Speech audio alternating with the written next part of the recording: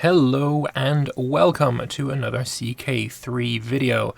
So yesterday, for me at least, the devs of CK3 did a live chat where there was basically a huge question and answer over on their Discord, which you can get to via discord.gg/CK3. Very simple. So yeah, big Q&A session. They answered a bunch of questions. There are a bunch of things that we've learned from it. And I thought, you know what, I'm just going to go straight in and read them and talk about, what they've said, my opinions on the things that we've learned, and that kind of thing. This is the second one they've done, and I didn't do a video for the first live chat. I had plans to, but I think just life got in the way, unfortunately. So, yes, let's get into it. As I said, this was hosted over on Reddit. No, it's not Reddit, it's Discord. That's the second time I've tried to record this intro, and both times I've said Reddit. This was hosted on Discord. And as you can see here, lots of questions and answers, so let's just get into it. So, question: will lineage skills limit the variety of playability of the character? So, given the lifestyle system, there are tons of room for variety, arguably more so than CK2, something we've pretty much learned from the dev diaries anyway. That was answered by Meneth. Are you planning on including societies or a similar system in CK3? And if so, is there a possibility we may see a more varied types of societies for different lifestyles than scholar, warrior, monk? So, unfortunately, the answer is societies are not planned for release. And that's kind of shitty because societies are a lot of fun, but It's another one of those things. I mean, we already knew societies weren't going to be in. I learned this back down at PDXCon. We already knew societies weren't going to be a thing, but they've said about it that they've cut things that they think they can do better if they spend more time on it. So societies are a thing that I'm willing to bet we will see in the future, and it's going to be, according to them, much better than what we had in CK2. So, moving on. Will there still be a command prompt or a debug mode in which you can edit characters and give them money and prestige or specific counties like in CK2? So, yes, there's a console, and you can do it with console commands, something that was pretty obvious. Are there any plans to include some form of game master mode for multiplayer? Not on release. So I'm thinking that this is something like a Game Master is in Dungeons and Dragons, so maybe in a multiplayer session, like multiplayer, you would have somebody who is being like over the entire thing, and he would send events to the various different players. I guess that's kind of what Vincent is on about here. That would be really cool. But yeah, it's not going to be on release, possibly in the future. Will the characters have their own voices, speaking a complete gibberish language similar to Simlish in The Sims, or will they be complete mutes, so they don't have voices? This I'm gonna come back to this later on. Will the non-personality traits also be limited in number? No. How will learning and to scholarship's questionable experiments be handled by pagan, reformed or not religions? So events can be restricted by various triggers, including religions. Pagans will not receive events that are not suitable for them. Fairly normal. Will nomads and pagans be added in the future? Pagans will exist at the start. I think this guy, Redrum, just doesn't really know what a pagan is, to be honest. Which lifestyle is your favourite? Chivalry, answers the king.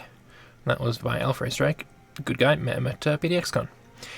Would there be any mod developing tool provided by Paradox? Because now we have to stick to using Notepad++, IntelliJ IDEA, or even PHP Storm, not to mention the lack of a map editor. So there is a map editor like in Imperator, and for script text editors are what we use internally as well. Mostly Sublime rather than Notepad++.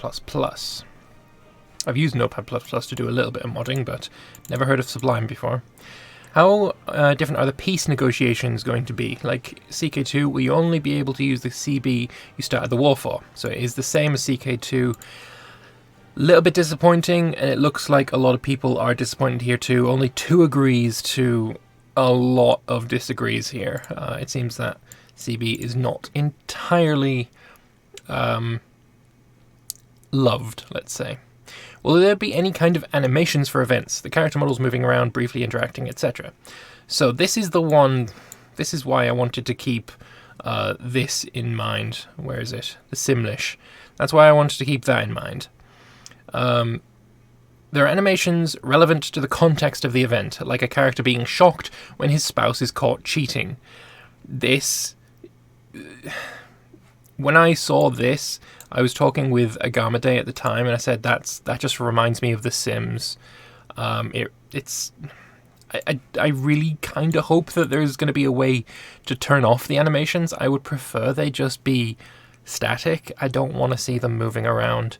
It's just going to look, from what I can imagine at least, it's just going to be cheesy. I can't imagine it looking good, honestly. So this one I kind of didn't like the idea of, and yeah, that's why I said keep Simlish in mind, because I mean they're gonna look like The Sims. They caught cheating, and you can see your character looking shocked about it. I mean, that doesn't really suit me. How far will stats be able to be padded with modifiers? I.e., can I make a 3 Diplo character into a 10 or 13 Diplo character? So yes, within reasonable limits. Will we get armor for character portraits? Yes. Love it. Fantastic. Will the character background depend on culture and other factors like clothes? In some situations it will. Alright. What other funny bug encountered during development can you share with us this month? So, parents would be completely oblivious to the death of their children unless they had at least 50 opinion of them. Since most children, and especially infants, have low diplomacy scores, this meant parents didn't even notice when their strong genius heir died at a young age. Oh, that's rough. Yeah, I'm glad they found that bug so they can fix it, because my son is not strong or genius, and I would be pretty crushed if let's just move on. Will the adult age remain at 16 as in CK2, or will it be different and or more dynamic to reflect the values of the Middle Ages? And as a follow-up, will the issue of facial hair be addressed so that my 15-year-old son doesn't instantly grow a massive Hagrid-like beard on the day he turns 16? So the adult age is the same, but character portraits now age gradually rather than at hard boundaries. So I guess we're going to be seeing hair grow slowly. I hope that's a thing, because that would be kind of funny. You call that a beard? Yeah. Will heraldry be equal to CK2, or will it be changed, especially in locations without its own heraldry, medieval traditions, such as Russia or Northern Africa? So heraldry will exist for all characters and realms, but with culturally adapted iconography. The system is more advanced than it was in CK2, allowing us to do more with it. Good. More advanced and doing more is that I like hearing this kind of thing. Good. Oh, it was asked by Fulgrim. Yeah.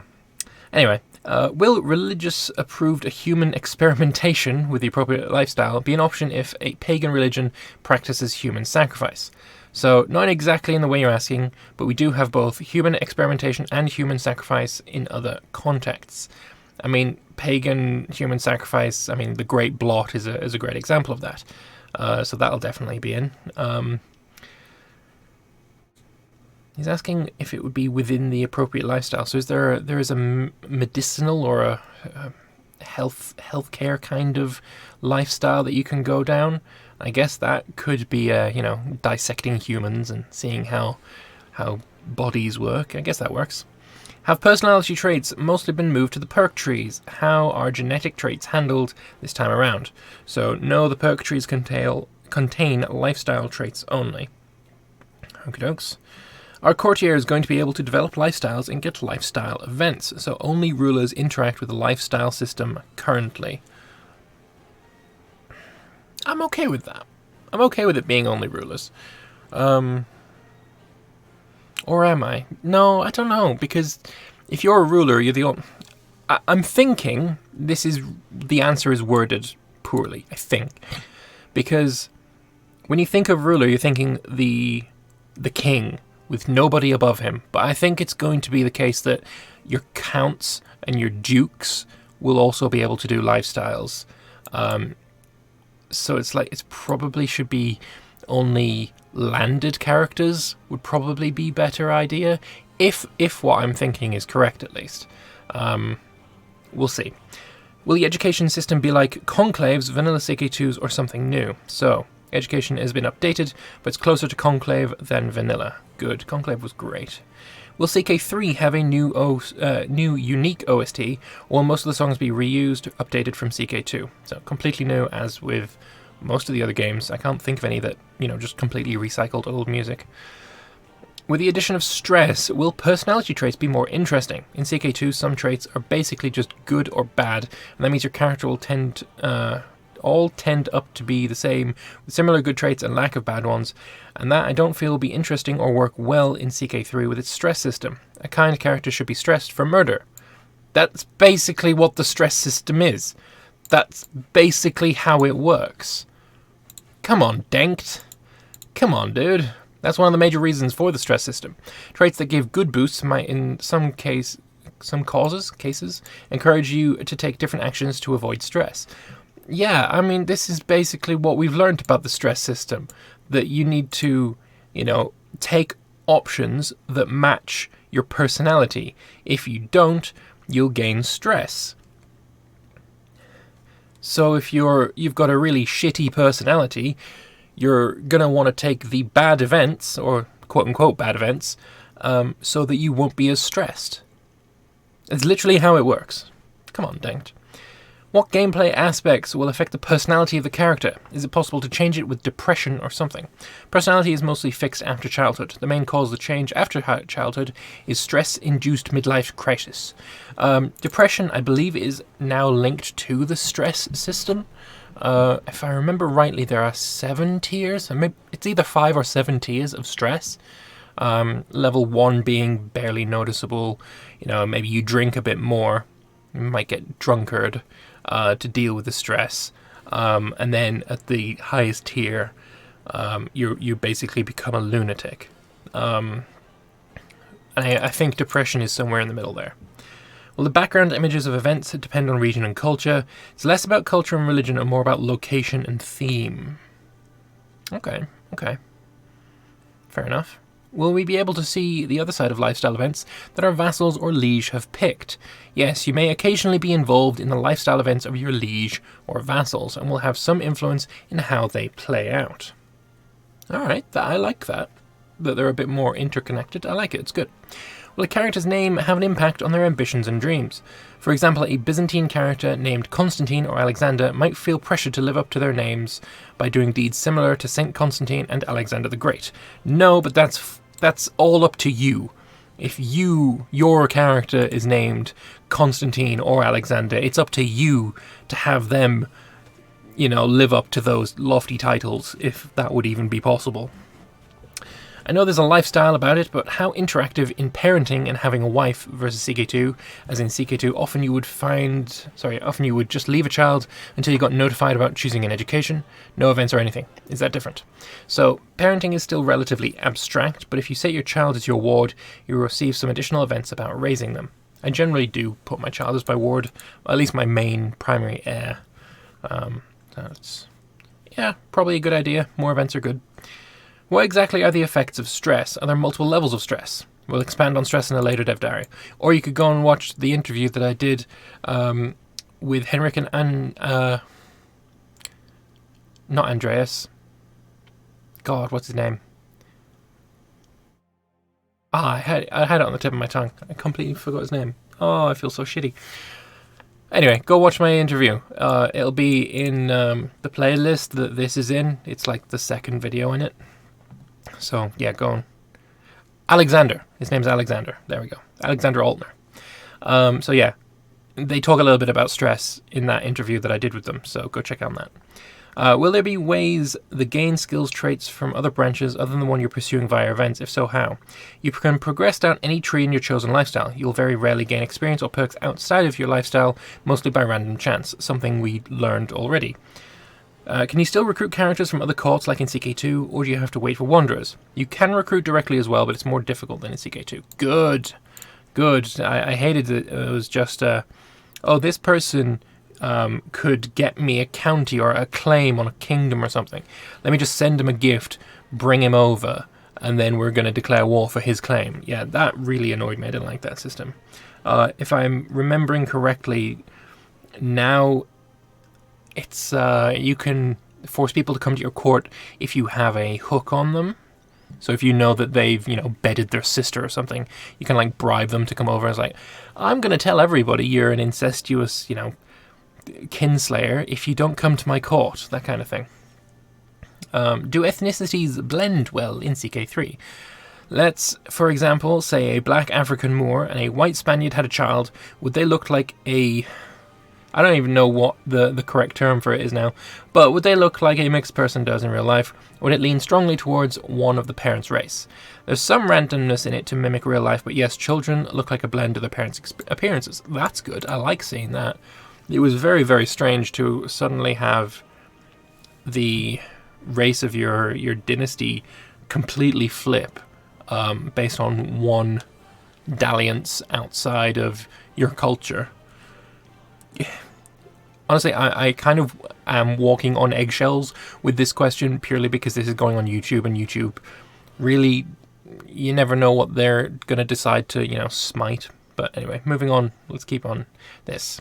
As homosexuality will be part of development, is there a possibility of adoption of a child? So adoption is not planned for release. Oh, that's unfortunate. I kind of wanted it to be there. That's a shame. There will be supernatural events. There will not be any explicitly supernatural events at launch, and I can expand on this as well because this is something that we asked at PDXCon. So while there won't be, Satan growing back your cock after it's been, castrated off, there will still be witches, and there will still be warlocks. They are not literally magic, but they're called witches and warlocks because either that's what they believe themselves, or that is what society believes of them. Possessed is still going to be a trait, despite the fact that possession isn't actually a real thing. Grow up. So yeah, these things are still going to be in, and at surface value, that looks possession, that looks supernatural, but it's just the perception of the character and their actions that makes people believe that they are possessed, that kind of thing. So yeah, not explicitly supernatural, but people they believe in the supernatural, so that's where that's coming from. In CK2, 1-year-old children already have opinions about you, and your character has an opinion about them. Will this be changed in CK3 perhaps, because it always made me feel strange? As the father of a 1-year-old, I must say that CK series has always modelled this very well. The way he judges me for my bad traits, but still likes me for our current culture, is very real. As the father of a 3-year-old, my son thinks the world of me. Yeah, having opinions of babies, I mean, if you're the parent, you should automatically have like a big opinion boost of them.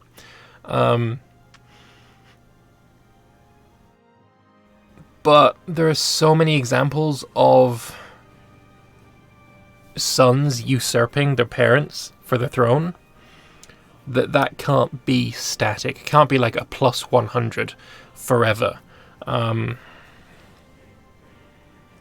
Yeah. I don't know how you'd really... I mean, 1-year-olds should have opinions of their parents. It should be, a flat 200, never changing. Because a 1-year-old, they just adore the shit out of you. I can tell you this from, experience. It's not until they become, teenagers that they start despising you. But 1-year-olds having opinions of random people across the world that they've never met, that is something I'd rather not see. Honestly, I'd rather not see opinions at all. I don't want to see a number. I want it to be abstract as fuck. I don't want to know if this person hates me. I want to judge that person's opinion towards me based on their actions. Give me more events to sort of hint at what kind of opinion they have of me. That would be better, in my opinion. Will there be any new special traits? It would will good that give you special mechanics of gameplay, like everyone liking your special cast's belly. This is largely the domain of the lifestyle system. I think what he's asking is there new special traits that give, new mechanics?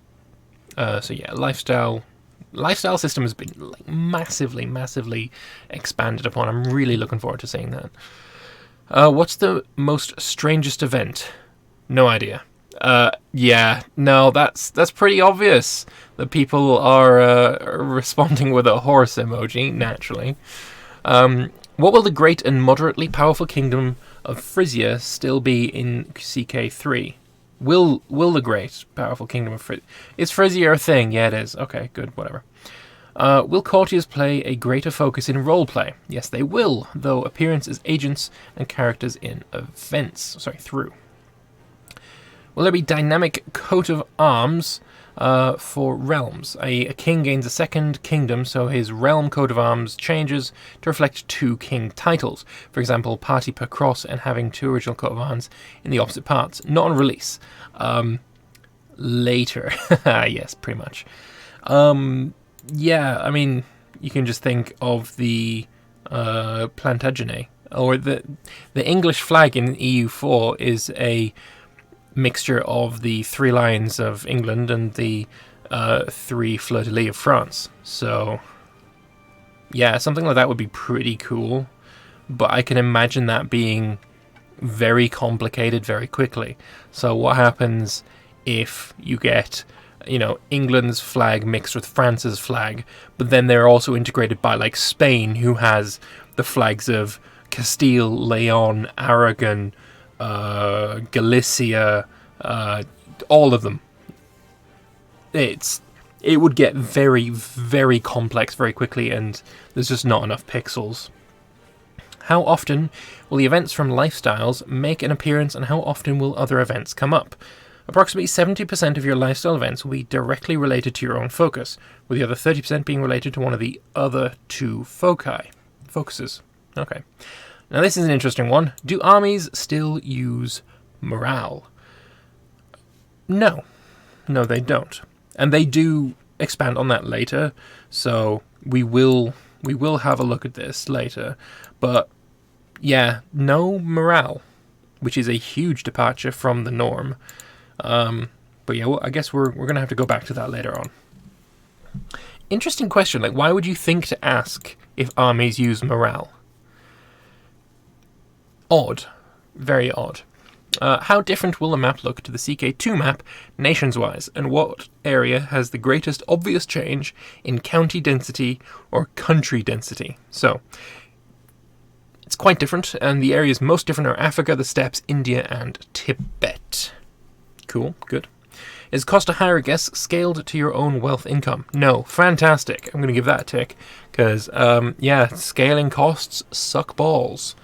Yes, I like that a lot. Will the system with de jure titles and formation of new titles work the same? Yes, it's more or less the same. Good. Can events change your lifestyle, like a lunatic character maybe for some reason completely changes their lifestyle from chivalry to torture? No, changing lifestyle is a player choice. The thing is, with lunatic, that is taking choice out of the hands of the player, and it's interesting when that happens. So I think maybe for lunatic specifically, changing lifestyle focus would make sense. I think, at least I hope, that they'll have a look at this and think, you know what, that'd actually be pretty fucking fun. I want to see that. Pretty sure that's the possessed trait. Do we not have a lunatic trait button? Yeah, we do. It's right here. You fucking fools. Lunatic, this is that. Yeah, whatever. How will alchemy and witchcraft be handled? There we go, witchcraft, lovely. Can you achieve anything as an alchemist, or is the great work only a legend? Will the mysteries of the cosmos theme from CK2 still be present, or will witchcraft be more like a village healer's lore? That's pretty much it there. There'll be no supernatural content in the base game, however the knowledge you gain pursuing alchemy or witchcraft may have other uses. I mean, witchcraft... using herbs to do certain things, it works. Sometimes. For the most part. Sometimes. A lot of the medicine we use now is plant-based, so it just makes sense that, we found that garlic helps with this certain ailment. Well, probably still does today. And people in those days may have called that witchcraft. The portraits we've seen so far have different stances and expressions. Are these affected by personality traits, or is it their job? Katia, come on, dude. Read the dev diaries. Character poses and animations can be based both on their personality and job, as well as their current emotion, depending on the situation. That's something we already knew. How will other traits which aren't personality traits, such as malnourished or erudite, manifest? Depends massively on the trait. So it will manifest, I guess. I wonder what lunatic's going to look like. Will there be a way for skills to grow over time outside of gaining new traits? A low stewardship character getting better after managing the realm for a decade, for example. Yes, but it's not common. Traits are still the most important source. That's good. I like that. Will there be any lifestyle events specific to your ruler's religion too? For example, specific Sunni events and specific Catholic events. I don't think this was necessary. I think he knows what religion is. Lifestyle events have been designed to work with many different cultures and religions, so we won't have religion-specific lifestyle events at launch. I guess that'll come in the future then. Looking at skill trees, it looks as you get older you unlock better and better traits, but in real life this is usually not the case. What is your vision on this topic? People do generally get better at what they do in real life as well. Yeah, I mean, I agree. Yeah, I mean... I don't know what he's expecting there, Penguin. I don't know.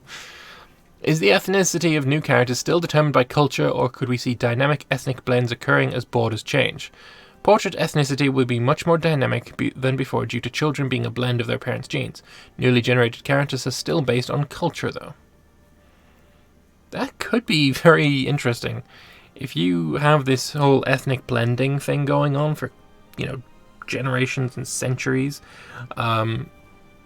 so your ruling family is all incredibly mixed. They've got traits from various different cultures, and then they're still technically, say, Lombard culture, and then a dynamic Lombard character, or a newly generated Lombard character comes in and he looks completely different.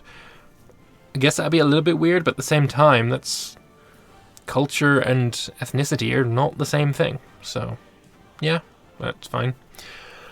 How are men-at-arms going to affect combat? Because now levies will be generic soldiers, while men-at-arms are more specific things like archers or pikemen. Do we expect the first years of combat just hundreds of peasants killing each other? So men-at-arms are available from the start. Most realms can afford buying some before the game unpauses. Men-at-arms are stronger than levies, so they form an elite corps. Yep, makes sense. Do certain buildings like the marches change your flavor title, for example, marquis? No. Alright. Will characters get ill? In that case, can we recruit a medic? Will the health system from CK2 be expanded in this title? Yes, and it's similar with some tweaks and such. Okay. Although I do believe there is no plagues, if I remember correctly. With the improved genetic system in CK3, will I be able to create a new race of dwarves if I keep breeding dwarfism into my lineage? There would not be a race, but you could definitely manage to have a family of dwarves spanning generations. And we've gone with inbred. Why have we gone with inbred? Do we not have a dwarf one?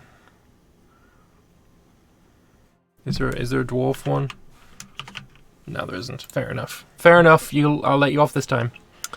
Will education traits be more important now when they also increase gained experience and presumably also give a major boost to attributes?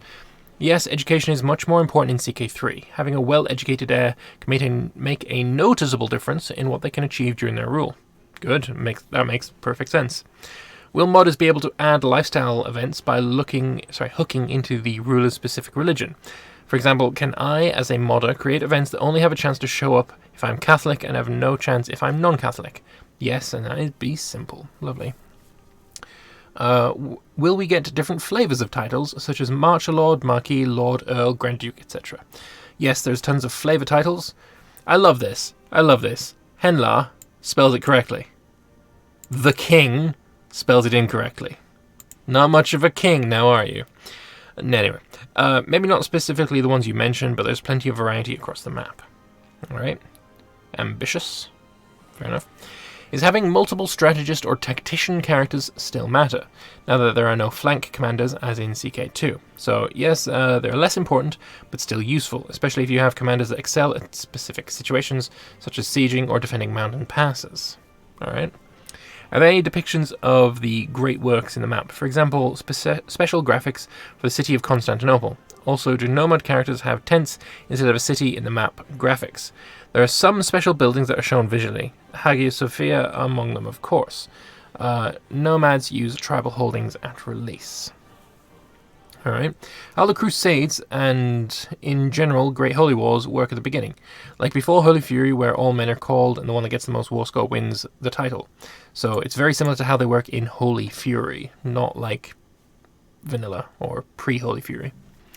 Do Knight stats in battle scale with a character's combat rating? So Knight's ability in combat is based on their prowess skill. Alright. What's your favourite change between CK2 and CK3? Religion. That's an interesting one. Interesting. Okay. Will gunpowder weapons be available late game, and in what way? So at the later stages of the game, you'll be able to get bombards, which really excel in sieges. Oh, lovely. So if you remember back to a previous dev tower, I forget which one, but I'm sure I've got a video on it. They showed off some of the siege weapons, siege weapons. Yeah, I don't remember the bombard being in there, but you know, it might have been. And yeah. Being able to get bombards, I guess it's via tech level, is pretty cool. With new troops and combat system, does a smaller army with better troops in general have more chances to win than in CK2? Smaller armies can sometimes win if they are high enough quality, though 10,000 versus 1,000 men will still be a foregone conclusion.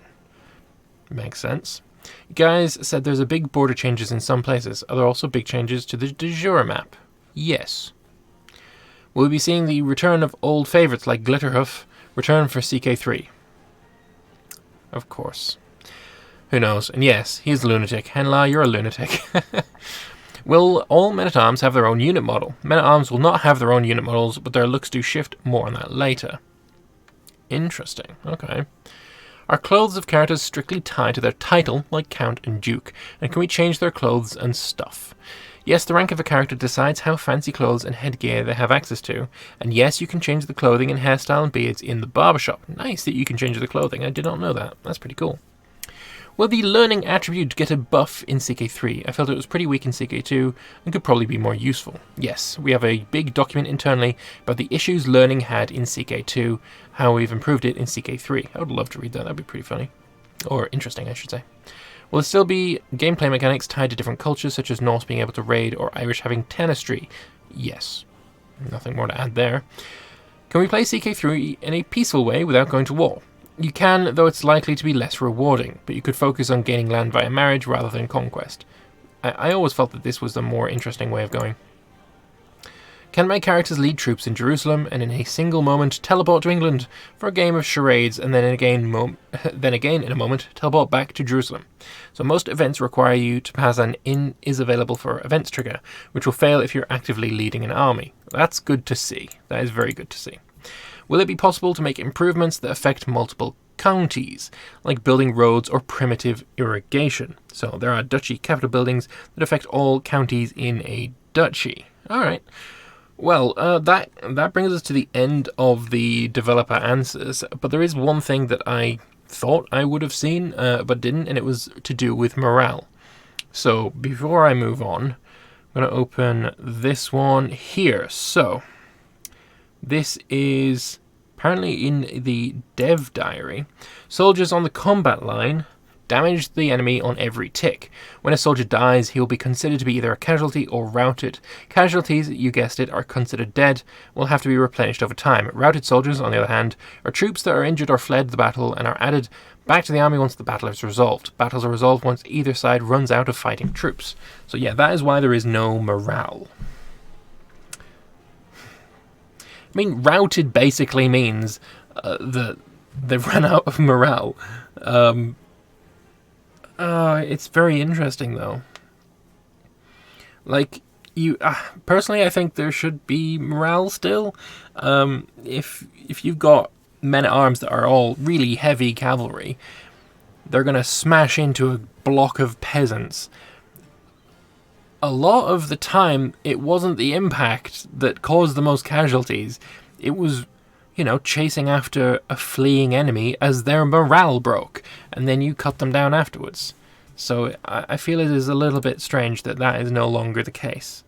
But yeah, that was the developer answers. I hope you enjoyed this little look at all of the answers that have been given. I hope you learned something. I certainly have learned something. I hope you enjoy this kind of video. Basically, all I'm doing is reading the ask questions and reading the answers. but I'm also giving my opinion on stuff, so I feel it's a little bit worth it. But yeah, let me know if you like this kind of video. If you want to keep up to date with all CK3 news and updates, subscribe button is right there. A like is always appreciated, and I'll see you in the next one. Bye-bye.